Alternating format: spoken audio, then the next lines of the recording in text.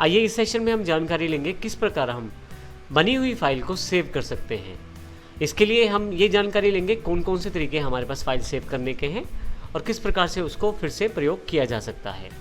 तो आइए सबसे पहले बात करते हैं हम यहाँ पे पहले दो खुली हुई फाइलों से। एक फाइल आपके पास स्मार्टो के नाम से अवेलेबल है, दूसरी अनटाइटल्ड के नाम से विदाउट टाइटल अवेलेबल है। अब यदि यहाँ ध्यान दें तो सेव बटन जो है वो अभी डिसेबल्ड है, अर्थात इस वक्त ये ऑप्शन आपके पास अवेलेबल नहीं है। फाइल में जाने पर आप देखें तो सेव ऑप्शन अवेलेबल नहीं है क्योंकि अभी किसी भी प्रकार की ड्राइंग यहाँ पे नहीं की गई है। तो आइए सबसे पहले मैं सिंपल एक रेक्टेंगुलर ड्रॉ कर लेता हूँ अनटाइटल वाले फाइल पे। जैसे ही आप ड्रॉ करते हैं आप देखेंगे यहाँ पे सेव का ऑप्शन एनेबल हो गया है। फाइल में जाकर भी आप इसे देख सकते हैं।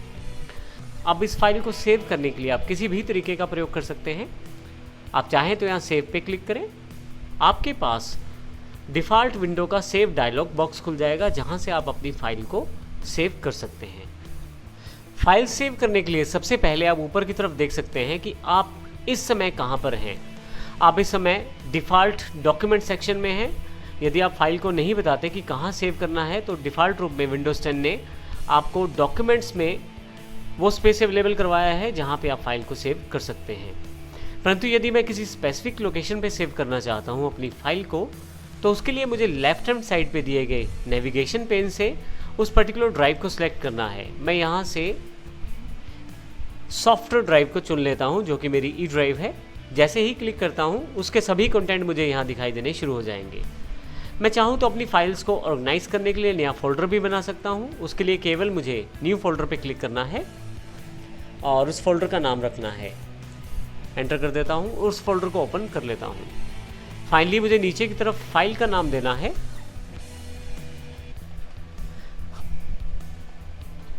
मैं फाइल का नाम फर्स्ट रख देता हूँ।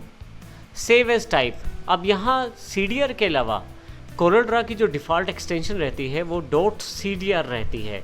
आप CDR के अलावा भी काफ़ी सारे फॉर्मेट्स में अपनी फाइल को सेव कर सकते हैं, जैसे कि एडोब इलस्ट्रेटर, PDF, नीचे की तरफ DWG जो ऑटोकैड की फाइल रहती है, ड्राइंग फाइल, और इस तरह आपके पास काफ़ी सारे ऑप्शंस रहते हैं जिनमें आप अपनी फाइल को सेव करते हैं। परंतु क्योंकि आप कोरल ड्रा में काम कर रहे हैं तो मैं यहाँ से CDR को प्रेफर करना चाहता हूँ।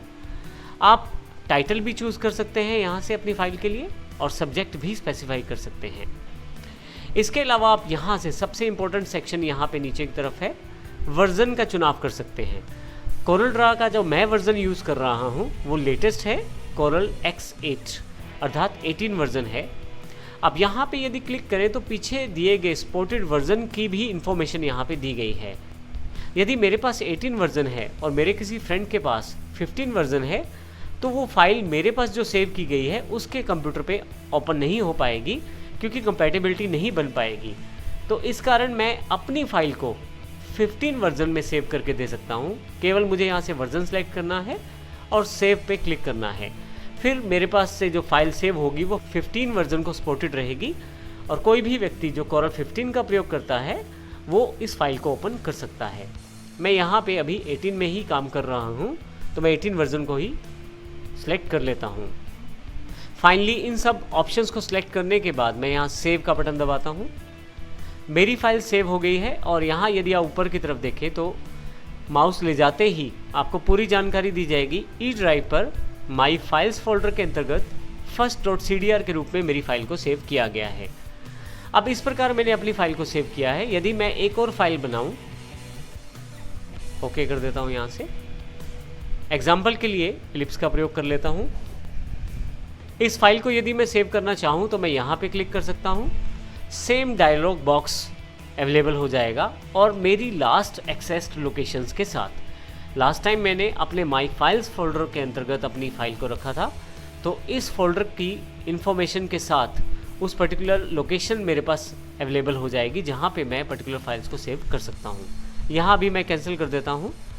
आप शॉर्टकट के रूप में भी अपनी फाइल को सेव कर सकते हैं। उसके लिए Ctrl+S का प्रयोग करें आप, आपके पास फिर से वही डायलॉग बॉक्स अवेलेबल हो जाएगा सेव ड्राइंग के रूप में। तो इस प्रकार आप अपनी फाइल को सेव कर सकते हैं आसानी से।